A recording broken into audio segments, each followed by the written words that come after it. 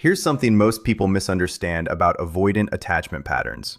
They assume that once an avoidant decides to leave, the connection is finished, sealed, closed, and erased from their emotional system. But that's not always how it works. There is a specific kind of connection that doesn't just disappear for them. A certain type of person leaves a lasting imprint, lingering in their mind and nervous system long after the relationship is over. Someone they struggle to forget, replace, or fully detach from. You've probably been told to simply move on, to accept that it's over. But what if the bond you created wasn't something their system could easily delete?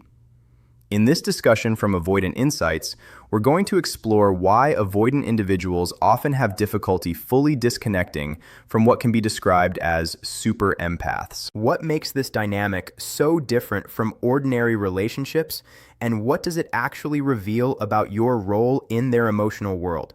Stick with this because later on, you'll understand patterns that completely reframe how you interpret your past relationship. When an avoidant crosses paths with a super empath, something unusual gets activated within their emotional and physiological system. Super empaths tend to operate with extremely heightened emotional sensitivity. They don't just observe what someone is feeling, they internally register it. They absorb emotional cues, mirror states, and often respond before anything is even verbally expressed. For someone with avoidant tendencies, this kind of emotional presence is both deeply attractive and intensely overwhelming at the same time. Avoidant individuals typically build their identity around emotional self-sufficiency. Beneath that, there is often an early emotional wound, shaped by experiences where vulnerability felt unsafe, where expressing need led to rejection, inconsistency, or emotional neglect. Over time, they learn to associate closeness with risk and independence with survival. But when they meet a super empath, something disrupts that entire internal structure.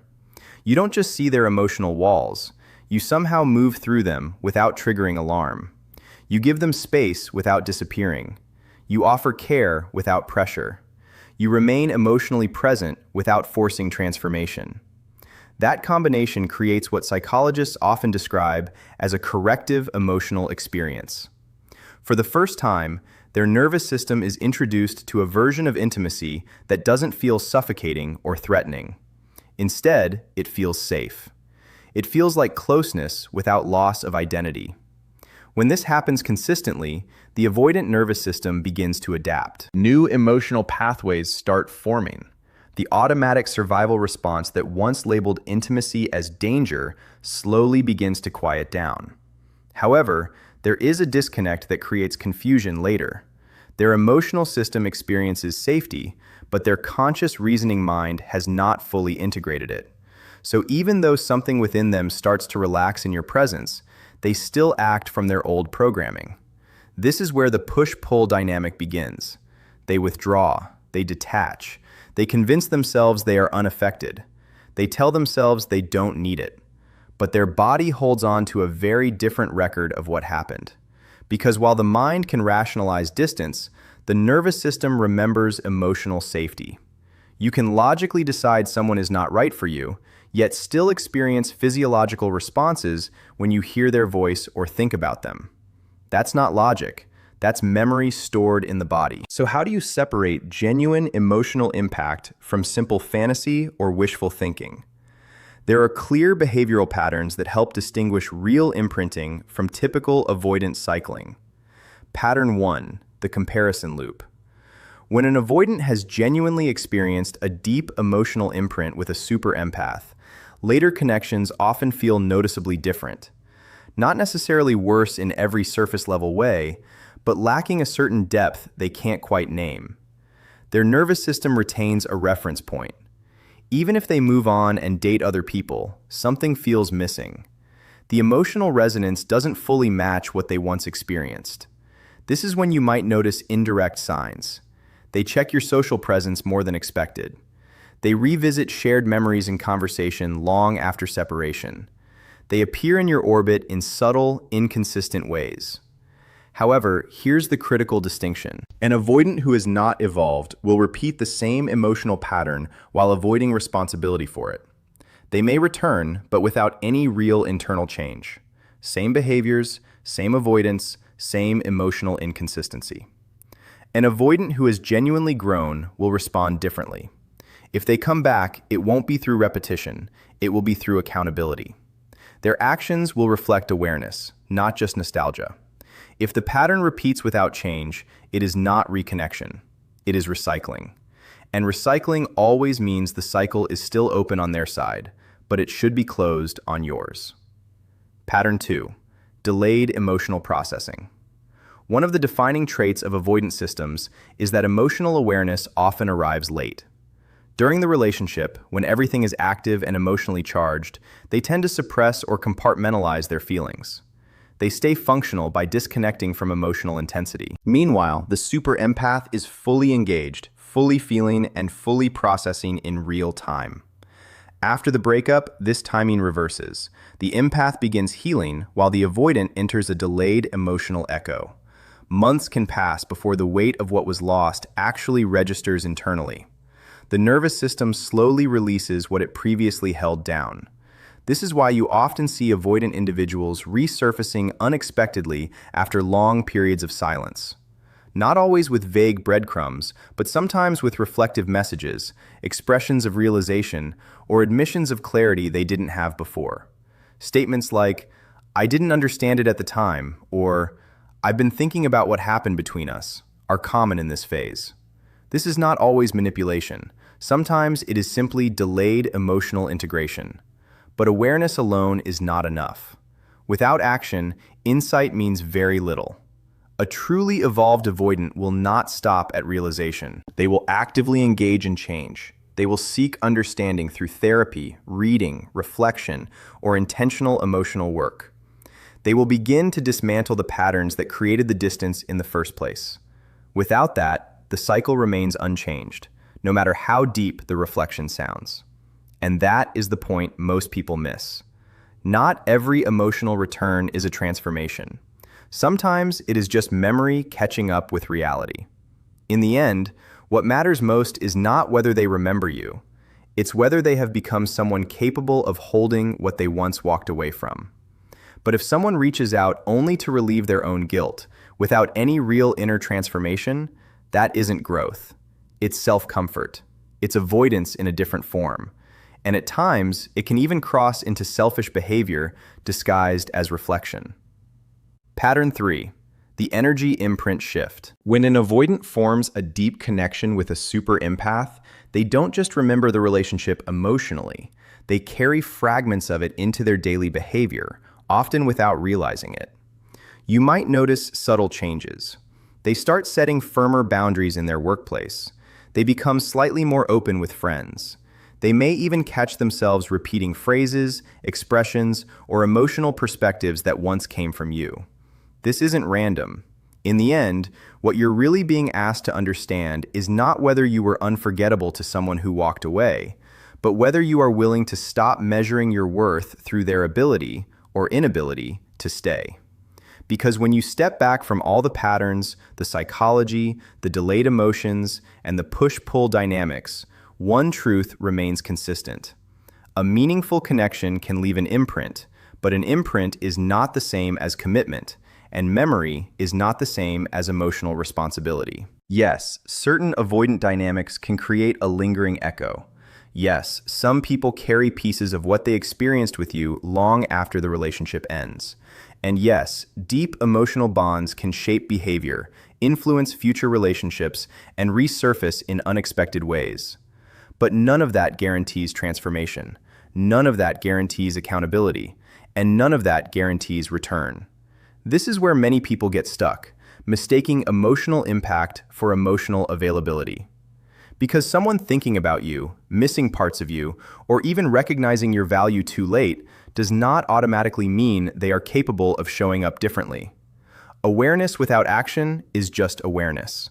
Reflection without change is just nostalgia. And nostalgia, no matter how intense, does not build a stable relationship. So the real shift happens when you stop centering your story around whether they understood you and start focusing on whether they could actually meet you in a healthy, consistent way.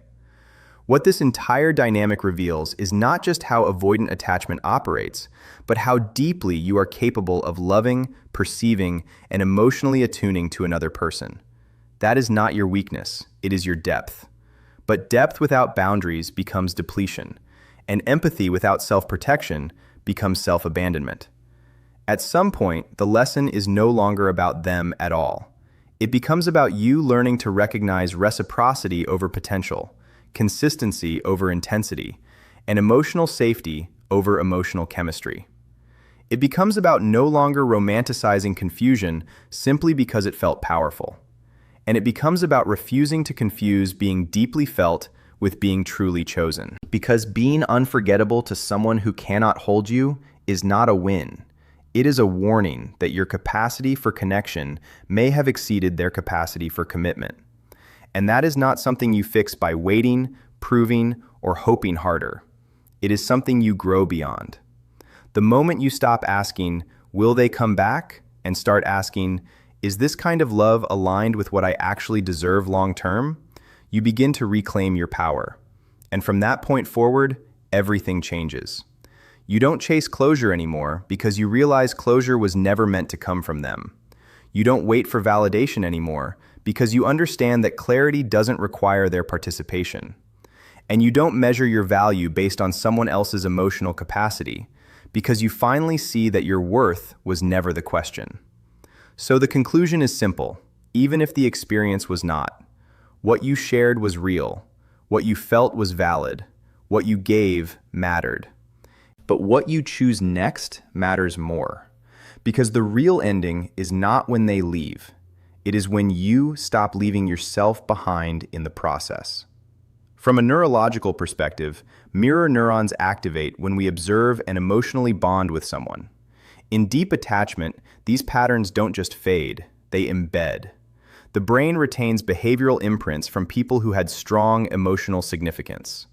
But here's where the divergence happens. When someone is genuinely doing inner work, they don't just copy what they learned from you, they integrate it, they evolve. They become more conscious, more emotionally responsible, and more aligned with healthier patterns. The influence becomes transformation. In the unhealthy version, however, those same insights are not embodied. They are reused, repurposed, sometimes even unconsciously applied to new relationships without the emotional depth or accountability that gave those lessons meaning in the first place. That's the key difference between evolution and repetition. And this is where many people get stuck in misunderstanding. Just because an avoidant cannot fully detach from a bond doesn't mean they are willing or able to grow from it. Some individuals will stay emotionally tethered to what they lost, not because they are healing, but because they are avoiding the discomfort required to truly change. They may live with the memory of a powerful connection rather than face the vulnerability of building a real one. But that is not something you are responsible for carrying. You can be the most meaningful connection in someone's life and still not be their final choice. And that does not diminish your value in any way. It simply reflects their emotional capacity at that time. If part of you is listening for a formula that guarantees they will return, this is not that message. But if you are here to understand the emotional pattern and reclaim your own sense of clarity, then this is where everything shifts. Because the bond you experienced was real. But what matters more now is what you do with that experience. What makes super empaths so impactful in avoidant dynamics is not perfection. It's authenticity. It's emotional presence. It's the ability to love without masks, without games, and without withholding connection. You gave someone a real emotional experience of safety and depth, and that kind of imprint doesn't easily disappear. But there is also a blind spot that super empaths often struggle with. You tend to prioritize others so deeply that you unintentionally neglect your own emotional protection. You stay longer than necessary because you see potential instead of patterns. You extend understanding repeatedly because empathy often overrides boundaries.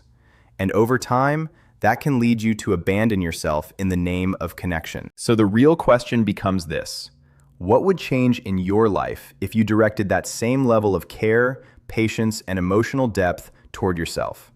Because the most powerful shift you can make is not chasing closure or waiting for recognition from someone else. It is building a life so aligned, so grounded, and so self-respecting that anyone who cannot meet your energy naturally falls away without struggle. And when that happens, two possibilities emerge. Either they grow into someone capable of meeting you properly, or they don't, and you've already moved forward without losing yourself in the process. If this resonates, take it as a reminder that your worth is not something that needs to be proven, chased, or validated by anyone who walked away. It is already established. Your responsibility now is to turn insight into action, to take everything this experience revealed and transform it into self-respect, boundaries, and clarity. To choose people who choose you back consistently, without confusion, without inconsistency, without you having to shrink, wait, or overgive just to be seen. And before you move on, reflect on this. What did this experience teach you about yourself that you can no longer ignore? Because your answer to that question might be the very thing someone else needs to hear too. And if this message gave you clarity, support the channel and stay connected for more insights from Avoidant Insights.